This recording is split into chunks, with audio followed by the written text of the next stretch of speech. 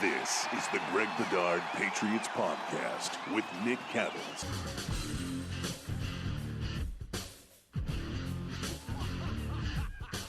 He's Greg, I'm Nick. This is the Greg Bedard Patriots Podcast with Nick Cattles. We're going to talk some receivers later on in the big picture. But first, we want to start to talk about the 30 visits, right? Of course, this is the time where every team gets their draft visits. You get 30 guys to come in, or at least 30 visits before the draft. If you're an NFL franchise, the Patriots have started to bring in some of these cats, and Greg and I wanted to talk about them. So let's get into this, Greg, a little bit. The top 30 visits. This info is from Pat's Pulpit, so thanks to Pat's Pulpit for this. And we really want to look at what these visits might mean in the big picture for the Patriots. Let's start off with defensive lineman Rayshad Nichols, Stephen F. Austin. He's 6'3", 304 pounds, Greg. According to Aaron Wilson, he is likely to go undrafted. Your quick thoughts on him? Well, first of all, before we get into that, let's just talk about these visits, these contacts, like everything that goes on, like in the off season, because there's no, first of all, it's all part of the draft industrial complex, but also, the we need web traffic complex. So, basically you will see whether it's, on assorted sites, not at bostonsportsjournal.com, because we only give you like real information, not hypotheticals and things like that, is people will say, oh, well, the Patriots showed interest in this player and the Patriots talked to this player. They had him in for a top 30 visit. That means that they're interested in this player. It doesn't really mean any of those things, Nick. It means they're gathering more information. That's what it means. Okay. Right. And, whether that's injuries, which you'll see with a guy like John Metchie on the list, the wide receiver from Alabama. A lot of it has to do with underclassmen who maybe they haven't had a whole lot of contact at the various all-star games that are only open to, or at least most of them are only open to players in their after their senior season, or they played 4 years, what have you. My thing is, don't read too much into the Patriots doing any of these things, because we've seen it in the past. They run the gamut of, like Nate Solder, for example. They drafted him in the first round, in the middle of the first round. They had zero contact with him till like the day before the draft, when they sent out Dante Scarnecchia on a secret mission to go work him out. And then they drafted him in the first round. They had no contact with that guy. Other guys that you'll see them draft some of these guys that they've had contact with. But really it's about, getting these guys into the facility when it comes to top 30 visits, getting them on the board, exploring them a little bit more. Some of those answers might not be good. Some of those answers, they might say, whether it's medical or the interview or on the board or what have you,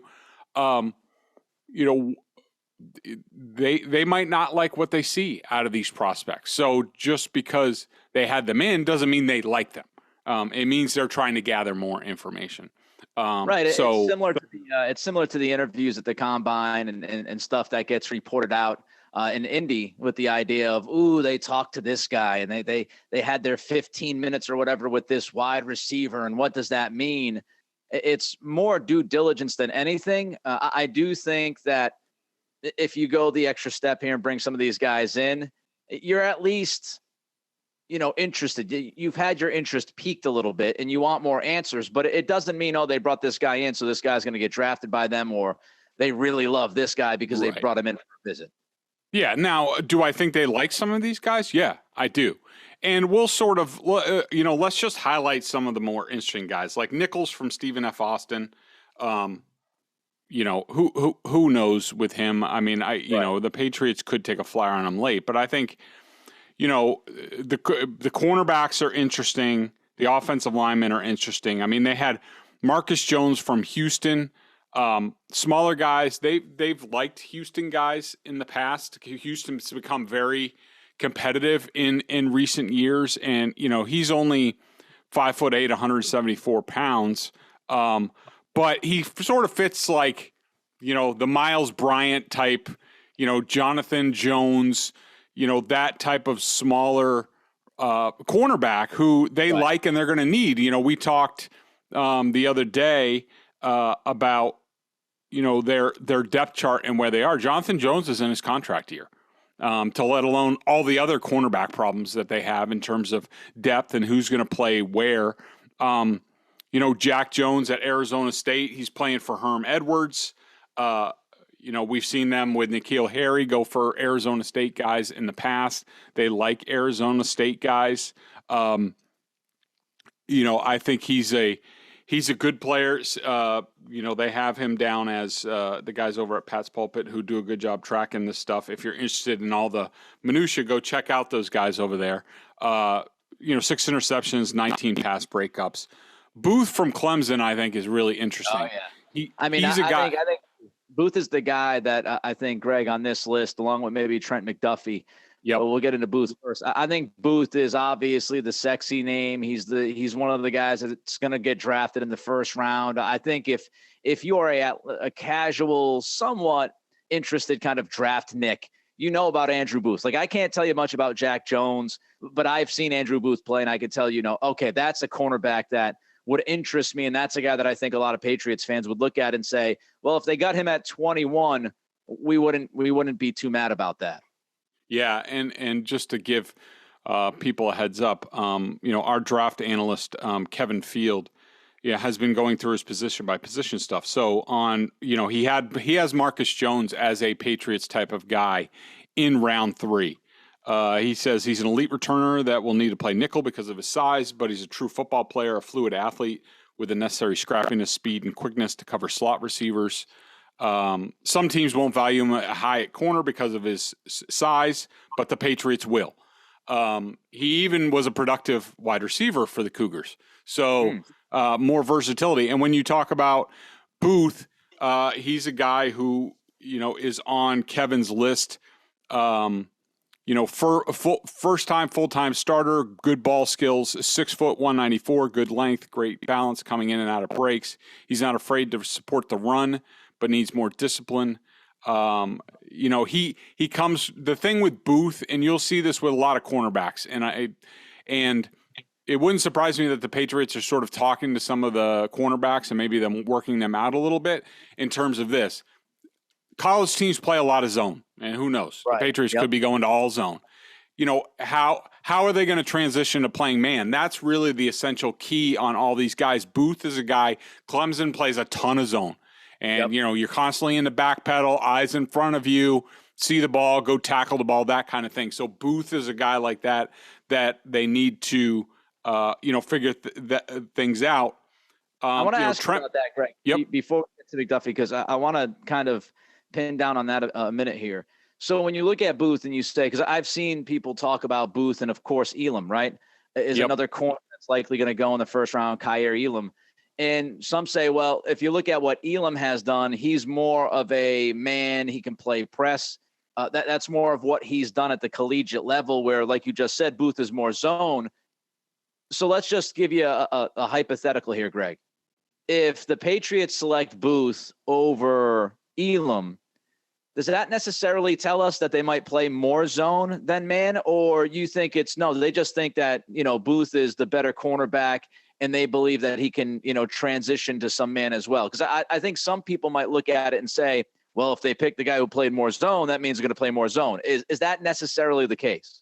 Yeah, I wouldn't say that. I mean, it could be. I mean, I'm not going to rule it out. I mean, I do think that I would say it's fair to say the Patriots at this stage where they are, and it's not like they're going to transform the cornerback room in 1 or 2 off seasons. If they want to get back to playing more man, it's going to have to be sort of like a gradual thing. And at least for the next couple of years, with Malcolm Butler, Jalen Mills, whoever else, and we know that the cornerback depth is not good in that room. They're probably going to have to play more zone. I mean, I don't know how they cover the Bills without playing more zone, and it didn't exactly work great last year. They need more pass rush. I'm sure they're going to try to amp that up. But it doesn't indicate to me one way or the other, but I do think, Nick, that they're looking for more. They would be open to more balanced cornerbacks. Definitely can play zone, has man potential than in the past. Where in the past, I think they're looking for, man guys, and I think you'll see a lot of guys like whether it's a guy like Daxton Hill from Michigan, who a lot of mocks have going to the Patriots. We've written him up a few times. This guy, to me, looks like a carbon copy of Devin McCourty coming out of Rutgers. And what did we know about Devin McCourty? Devin McCourty played a lot of zone at Rutgers. He'll tell you he played a lot of man. But they played a lot of zone. And his rookie year, he was great. Why? Because the Patriots played a lot of zone. Then all of a sudden, the next year when they went to play man-to-man, he really struggled to the point where they moved him to safety, and he's been a really good safety. But Daxton Hill is that kind of guy as well, where you're looking. I do think it's safe to say that they're more open to zone guys at cornerback than they have been in the past. Next corner on the list, Trent McDuffie. He is seen as a guy who, could be a day one starter in the NFL, legit upside as a number one cornerback. He's from Washington, of course. The Patriots have some history with that program. Any thoughts on McDuffie, Greg? Yeah, he's an interesting guy in terms of NFL, sort of projections and where he might go in the first round. A lot of people, I think, have him borderline top half of the first round. 5'11", 193, 3-year starter, first team all Pac-12. Competes like hell. One of the best tackling corners in the league. We, in this draft, we know that the Patriots definitely put a priority on tackling at cornerback because a lot of times their run defense is predicated on stuffing the middle and bouncing the guys outside. So their cornerbacks have to tackle. He's a little the knock on him, and if he drops in the draft and to around the Patriots range or even later, it's going to be because he's not the biggest guy, has kind of shorter arms, and only 2 interceptions in 28 games. So, you're looking for a little bit more of a, if you're replacing J.C. Jackson, Mr. INT, you don't exactly want to go with Mr. No INT on the college level. Mr. INT hyphen less. All right, so let's get to the offensive line, and then I want to talk about one more guy that sticks out to me just because I think he's a fascinating story. But let's look at the O-line. Let's start with tackle Trevor Penning from Northern Iowa. This is a guy who, if you look at, projections 6 months ago, I don't know where he's at, but right now he's shooting up draft boards. Again, from Northern Iowa, he is seen as a future first-round pick here in the next few weeks. Your thoughts on maybe looking at Penning with the offensive tackle and offensive line situation we discussed last week, Greg? Yeah, I think, Penning could be the type of guy that the Patriots look to at 21, if not maybe even trade up a little, because we talked about it, to me, the Patriots have some glaring needs still on the needs list. And I would say offensive tackle, they have Trent Brown back, but he's on a deal where they're not sure what they're going to get out of him. So we don't know what his future here is, if anything. Isaiah Wynn's in his 5th-year rookie deal, so who knows? Does anybody think the Patriots are going to fork over a contract extension to Isaiah Wynn right now? I think the answer would be no. No. So that means he's likely going to unrestricted free agency after this year. And so they don't have another tackle. So if you were looking for a guy, a position where the Patriots could use a guy for now and the future, it'd be a guy like Trevor Penning, a potential franchise left tackle. We know they like bigger guys at tackle, whether it's Nate Solder, Sebastian Vollmer, Trent Brown. They've sort of, Isaiah Wynn goes against type, as far as that goes. But I do think they like bigger guys. At least with Penn, I think at least Penning is a Pro Bowl caliber right tackle for his career. I think at the least. And I do think he has left tackle upside. He would be a guy that I would consider at 21 if he's there. And so, I think he's a guy that the Patriots are taking a very strong look at going into this draft. Would not have a problem at all if you draft somebody like Penning in that first round if you want to protect and make sure that your franchise quarterback and Mac Jones is taken care of. I think you have to look at that tackle position, and people will tell you in this draft, top heavy at tackle when you want guys who can slide right in. It's not really deep. If you want a legitimate offensive tackle that you feel you can slide in and he can be the dude, you've got to get him in the first round. And like you said, Greg, you might have to move up a few slots to find that guy. Many people believe that the Saints pulled that trade with the Eagles because they wanted to move up to draft the tackle. So I think you might have to move up if you want him. Some people might be screaming at us, Greg, right now, listening to the pod saying, yo, what about the interior offensive line, guys? Shaq Mason trade, blah, blah, blah, blah, blah. Well, if there is a guy, Kenyon Green, Texas A&M, let's go down to the SEC. He's 6'4", 323.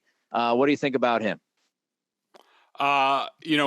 Good player. I mean, I think that he's an interesting type of guy for them. I think that, look, if you're looking, if you're Bill Belichick and you're like, all right, well, I don't love the options that we have on our team as far as offensive line. They have a opening at left guard, and I think that he's Kenyon Green can play anywhere. I mean, he can. He's 6'4", 325. He's played tackle. He's known as the top guard in the draft. You plug him and play him. He reminds me a lot of, Shaq Mason, Joe Tooney, those type of guys. He's the type of guy that if you draft him, and I don't know, I would feel weird about drafting a guard at 21, but whatever. If they like what they have with, Wynn, David Andrews, who's at right tackle? Right guard. Michael Wenu, Trent Brown. And, you plug Kenyon Green in at left guard and here we go. We think that, we're good to go. Athletic guy. I think that he's going to play for a long time in this league. Texas A&M usually puts out really good offensive linemen. Good player. Hate the idea of drafting a guard in the first round. I'd stay away from it. I think you can get a guard. I think the position versus OT, like we just talked about at tackle, I think you can get a number of guards in the third, fourth, fifth round in this draft. And when you look at what the Patriots have done in the past, I mean, you look at Owenu, you look at Mason, you look at Tooney, you look at David Andrews, who's a center, but interior offensive lineman. They've had some really good history with drafting guys, interior offensive linemen, late in the draft, undrafted guys. I don't want them to reach in the first round for a guard. Let's bring up a couple of other names here on the list that are interesting to me. We'll save Metchie as we get into the wide receiver conversation. Let's look at the guy I wanted to bring up, and that's D'Eriq King. Just because of the story. You've got Julian Edelman. Everybody, as soon as the Patriots look at a quarterback from college and they talk about maybe transitioning him to wide receiver, everybody's like, Julian Edelman, here we go. But when we look at D'Eriq King, he actually has shown some receiver skill in his history. I mean, he has that on the resume. Your thoughts? He's 5'9", 196, Greg. Your thoughts on the Patriots bringing in D'Eriq King, former quarterback of Miami? Yeah, it's interesting. He had a 6-year college career from, between transferring from, Houston to Miami and stuff like that. He's definitely had an interesting career. I think he's as old as you are, Cattle, at this point. No, but I do think one thing that I think that's interesting with the Patriots is that, we've heard them, at least the rumor, thanks to Jakob Johnson, is that they're going away from the fullback position. I do think that the Patriots are starting, and we've seen it at times, with Kendrick Bourne last year, some of the things they did with him. I do think the Patriots have started to open themselves up to going with more, diversified weapons. And we've seen, Troy Brown could throw the ball, return kicks. Julian Edelman could do the same thing. Wes Welker could even throw a pass now and again. I think that they're looking for, and Kendrick Bourne does some of this, but I think they're looking for gadgety type guys to sort of throw as a wrinkle into the offense, to sort of keep defenses back a little bit, a lot of motion, a lot of, could he run the ball, could he throw the ball type of thing. So I think that D'Eriq King is an interesting guy. Normally quarterbacks are a little bit smarter than the other positions. So you're hoping that that's the case with King, and he can sort of pick up things very quickly. All right, one last name before we get to the receivers. James Cook, running back. If you're starting to have some flashbacks, maybe you're having some PTSD here. From Georgia, of course. What? James Cook is a guy that's on this list from the Georgia Bulldogs. Your thoughts on Cook and what kind of back he is, and does he fit? Does it make sense? Yeah, I mean, I think he's an all-around back. I'm a little bit shy of, all-around sort of do-it-all backs from Georgia after I'm a little gun-shy after the Sony Michel thing, because Sony Michel still to this day has not shown that he's the same player that he was at Georgia in the pros in terms of being an all-around weapon and really good out of the backfield. We all thought that Sony Michel was going to do that at the base when he came out, that he was, okay, he'll be able to catch the ball out of the backfield. But that just never happened for whatever reason, but that could just be a Sony Michel thing. Good player. We know Belichick loves Georgia players. Kirby Smart is the head coach there, disciple of Nick Saban.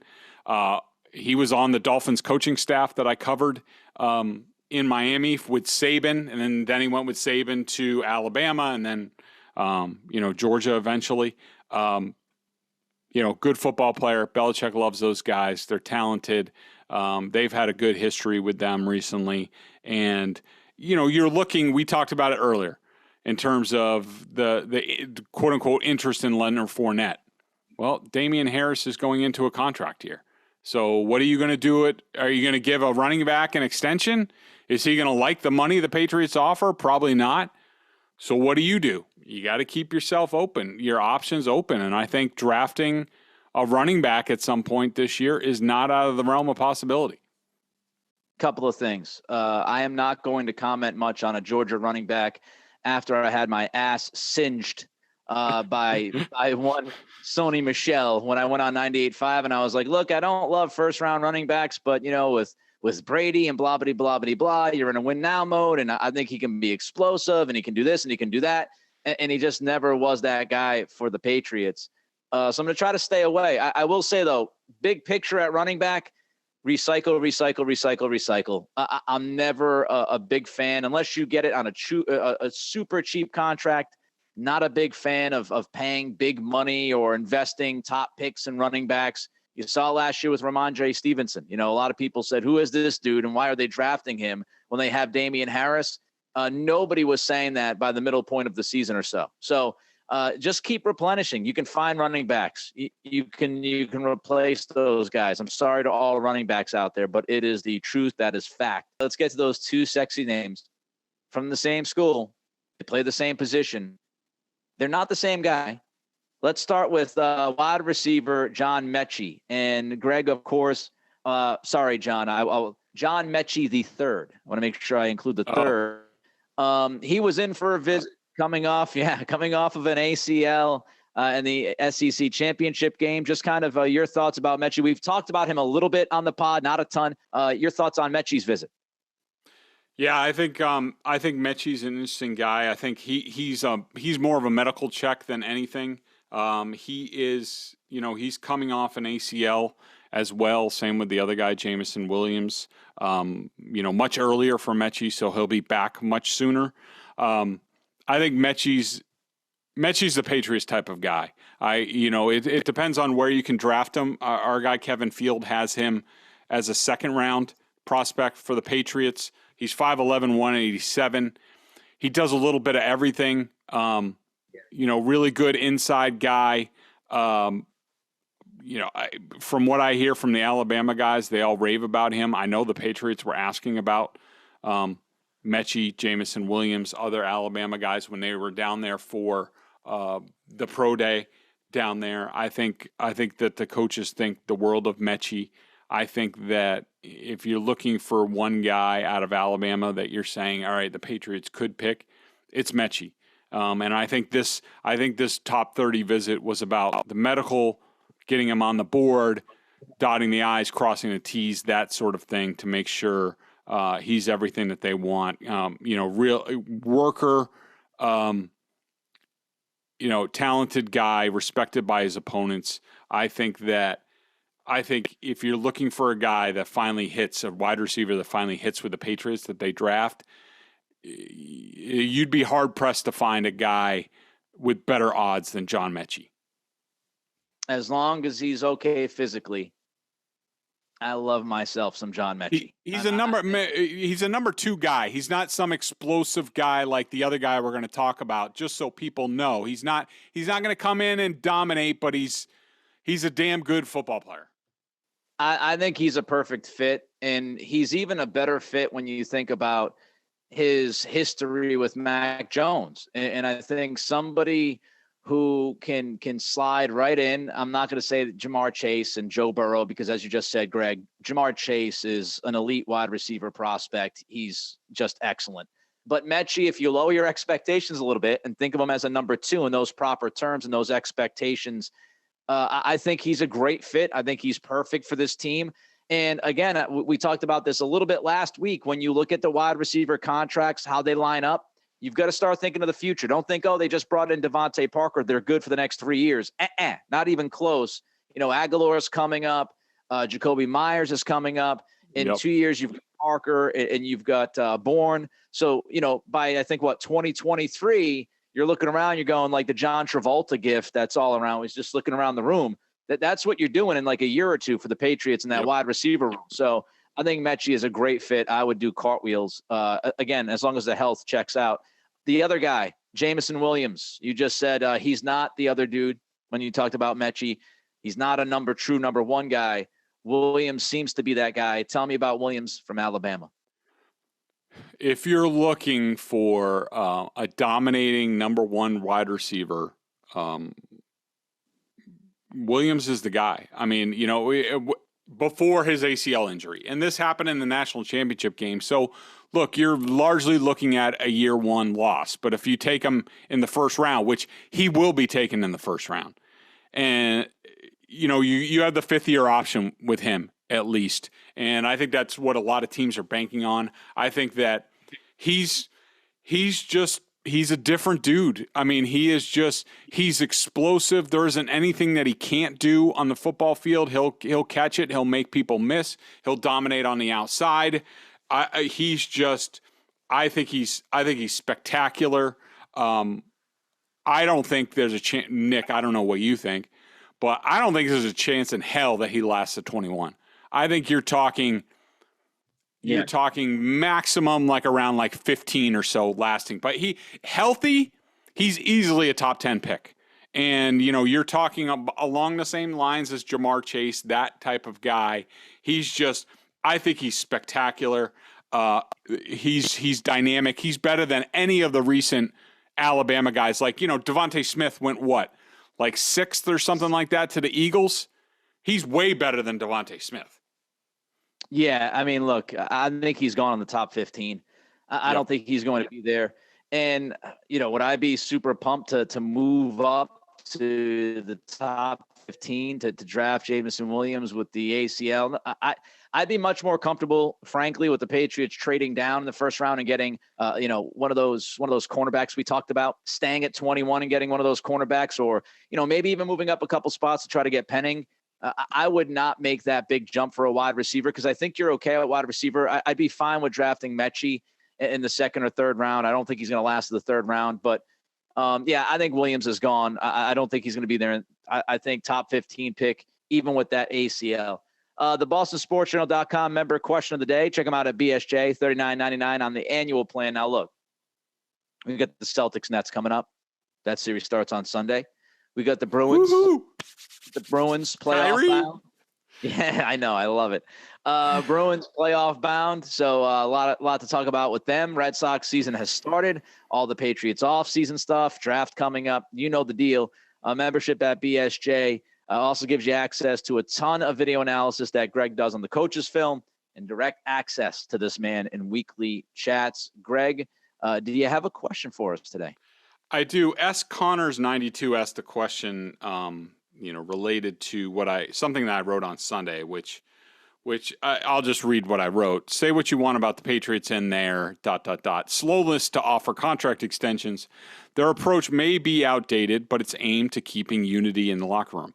Look at what the Bills have brought on with extensions / big contracts to Josh Allen, Von Miller, and now Stephon Diggs. Suddenly, other players who have helped build up the Bills to the point they're getting a new stadium are wondering where their money is. Safety Jordan Poyer recently hired Drew Rosenhaus and is looking for a new deal. Looking for a way to compete with the Bills this season, a little locker room contract jealousy could help. That sort of became a sports radio talking point the other day, but S. Connors before that, sort of asked a question about that. And basically he wanted to know, well, don't you think that Nelson Aguilar and Jonnu Smith and Hunter Henry getting big contracts, in their splurs last year has sort of the same effect on the Patriots? And I do not think that, Nick. And here's the biggest reason why. Outside of some of the veterans who are already getting paid, with the Patriots, the Devin McCourties, and, even Trent Brown was making a nice coin when he came back last year. The Patriots didn't have any guys that would be jealous of these guys getting contracts, especially in their rooms. Like, all right, so Nelson Aguilar gets a big contract. Who's going to complain on offense? What, Damian Harris? What'd you say? N'Keal Harry. Yeah, what's N'Keal Harry going to complain? Oh, yeah, he had his trade request last year. Oh, okay. Sorry, N'Keal. Sorry we hurt your feelings. You wanted to get paid off of your 35 receptions or whatever. Like, and that's sort of the point. I mean, the Patriots, I think Belichick was comfortable doing that last year because he realized, well, there's nobody to really tick off in my locker room. It's not like I have except, J.C. Jackson, but I think we kind of knew what was going to happen with J.C. Jackson for a while. The Patriots offered him a contract extension. I'm sure it was at least on par with what Nelson Aguilar got, $12 million a year, probably more in the $15 million range. So J.C. Jackson couldn't really complain. And you knew that he was basically getting to his final year deal, betting on himself and said, I'm going to try to go get top of the market. And he got near top of the market this offseason. So good for him. So the big thing is that, it actually helped the Patriots. Well, no, I don't want to say that because, you want the good young players. And the reason that the Patriots are in this spot with their roster is because they didn't draft well for 4 years, as Robert Kraft said. But the Patriots basically had to import talent to make up for those drafts. They did it. There's no one there to piss off.